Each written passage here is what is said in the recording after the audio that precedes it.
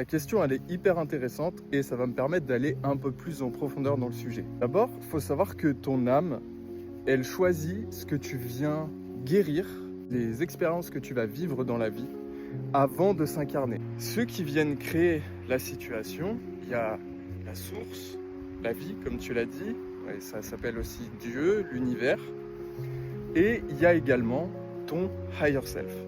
Ton higher self, c'est quoi? C'est la meilleure version de toi, version, on va dire, spirituelle. C'est un mini-dieu qui sait absolument tout, qui a autant de connaissances que la source.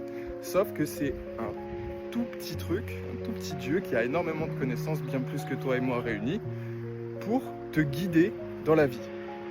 Et donc c'est lui qui va venir créer des situations dans ta vie, c'est lui qui va venir organiser tout ce qui se passe. Donc les obstacles qui vont te permettre d'évoluer, etc., et ben c'est lui.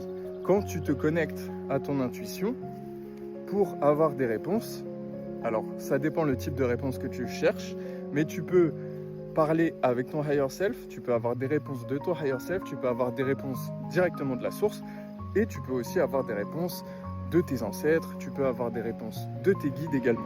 Du coup, c'est pas directement ton âme qui organise ces événements, mais elle est d'accord pour venir vivre ces événements.